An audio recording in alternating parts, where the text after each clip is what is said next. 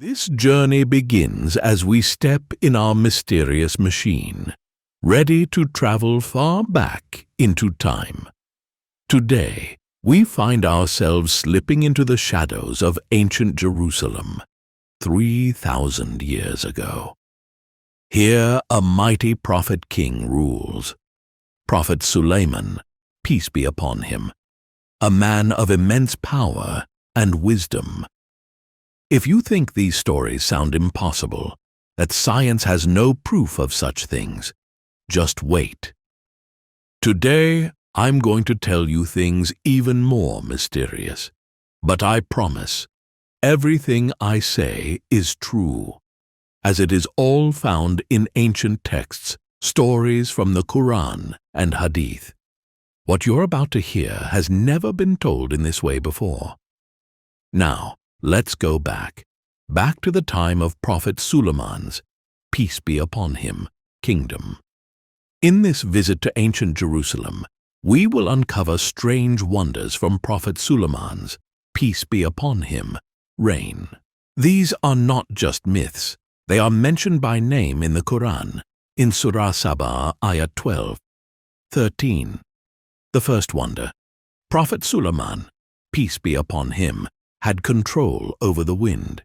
The air itself obeyed his commands, and he could travel distances that would normally take a month, in just a day. The wind lifted his throne high into the sky, carrying him where he wished to go. But that's just the beginning. In today's special episode, we'll explore two more extraordinary wonders: the river of copper which flowed for him, and the control he had over the Jinn, the unseen beings. The ground opened, and copper flowed at his command. As for the Jinn, they built massive structures for him, towers, statues, and vast pools. If time allows, I'll also share one more eerie detail about Prophet Sulaiman, peace be upon him, something found in Surah Swad ayat 34, 38. It involves a body placed upon his throne, an event that left everyone in shock. What was this strange figure? Stay with me, and by the end, you'll hear a story that will leave you speechless. It was a time over 3,000 years ago in ancient Jerusalem, where Prophet Sulaiman ruled a vast and powerful kingdom. But unlike any other ruler, he possessed miraculous abilities granted to him by Allah. He could command the winds, speak the language of animals, and control a unique army consisting not only of men, but also of birds and jinn, mysterious beings made from smokeless fire. Prophet Sulaiman's dominion over the wind is something that sounds straight out of a fantasy tale, but it is recounted in both the Quran and historical Islamic texts. According to interpretations found in Tafsir al-Qutubi and Tafsir al-Majari, Prophet Sulaiman could command the wind to carry him and his army wherever he wished. As incredible as his control over the wind was, there was another wonder during Sulaiman's reign that left people in awe: the flowing stream of molten copper. The Quran mentions in Surah Sabah, verse 12, that Allah caused a spring of molten copper to flow for Prophet Sulaiman. Scholars have interpreted this verse in two primary ways. Some believe it was a metaphorical description of the flourishing copper industry during his time, so advanced and widespread that it seemed as though copper was flowing like water. But the majority of early scholars, including Ibn Abbas, a renowned companion of the Prophet Muhammad, took the verse literally. They believed that Allah had miraculously caused a fountain of molten copper to gush forth, just as water flows from a spring. This molten metal could then be used without the need for mining or smelting. Tafsir Ru'ul Bayan, Vol 4, page 437. According to these scholars, the spring originated somewhere in Yemen and flowed over the course of 3 days and 3 nights. This was enough time for Sulaman to accomplish his projects without ever running out of this precious resource.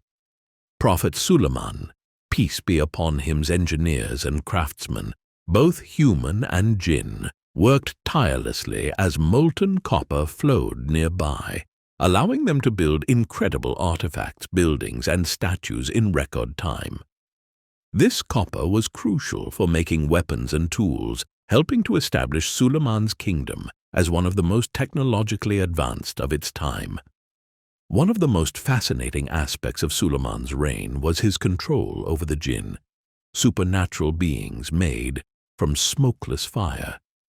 Though invisible to humans, the jinn could take different forms and perform tasks of immense strength. Under Sulaman's rule, they built grand palaces, fortresses, statues, and massive cauldrons, some so large they were hard to move. According to the Quran, the jinn created whatever Sulaiman desired, including temples and giant basins. One of the most famous incidents involving the jinn is their role in bringing the throne of the Queen of Sheba, Bilqis, to Sulaman. When Sulaman sent word inviting the queen to his court, he asked his assembly who could bring her throne from her distant kingdom before she arrived.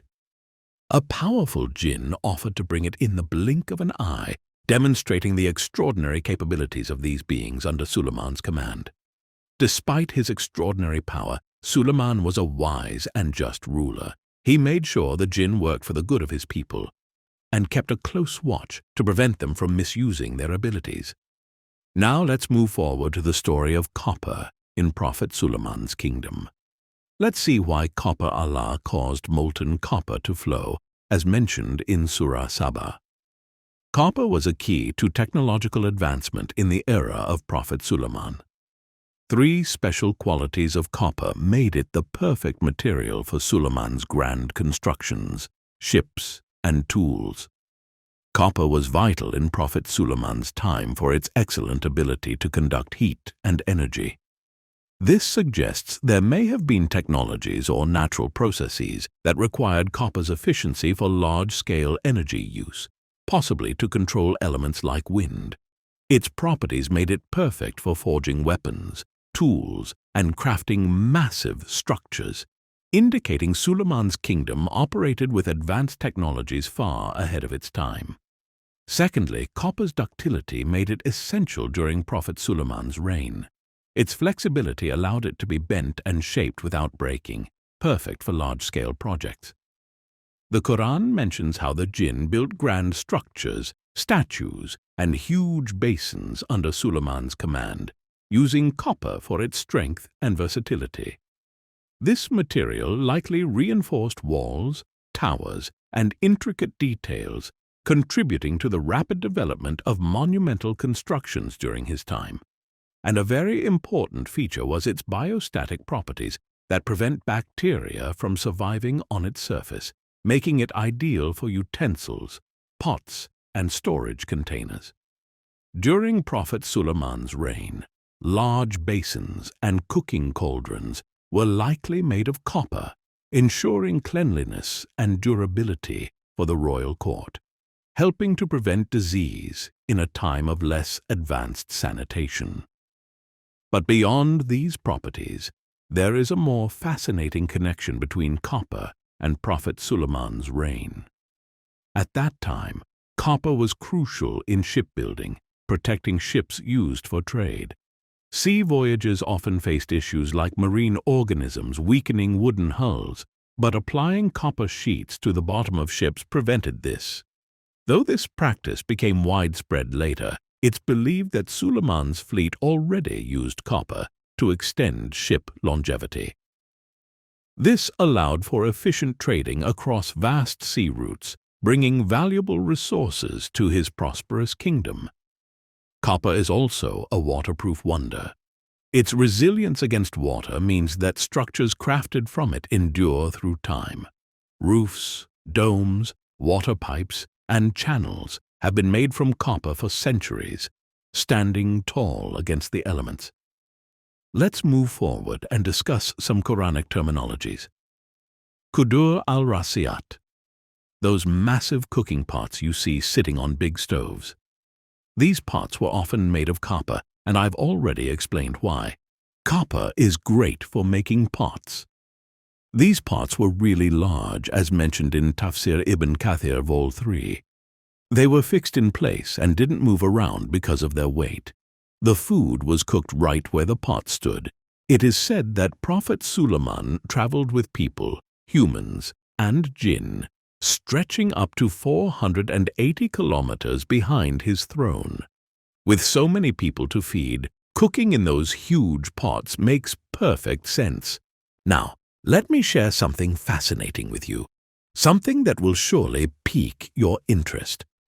In the 13th verse of Surah Saba, it mentions how the jinn crafted whatever statue Prophet Sulaiman, peace be upon him, desired. Many believe these statues were huge figures made of copper. But here's a question for you. When you think of copper figures, what image pops into your mind? Probably nothing too exciting, right? I felt the same way at first. So I did some research, and guess what? It paid off. Imam Tirmidhi mentions in his book Nawadir al-Usul that the jinn made incredible statues for Prophet Sulaiman from copper and brass. Prophet Sulaiman, peace be upon him, even prayed to God, asking to breathe life into these statues because they were so powerful in service. And guess what? God answered his prayer. Now, can you imagine huge moving statues made of metal? Sounds a bit like we're talking about robots, doesn't it? Well, some things are beyond our comprehension and understanding. Now, this was all we had in this video. Please keep us in your prayers. May Allah be with us and guide us to the right path, the path which Prophet Muhammad, peace be upon him, taught us and the path which the blessed Sahaba followed. Thank you. Don't forget to like and subscribe for more videos.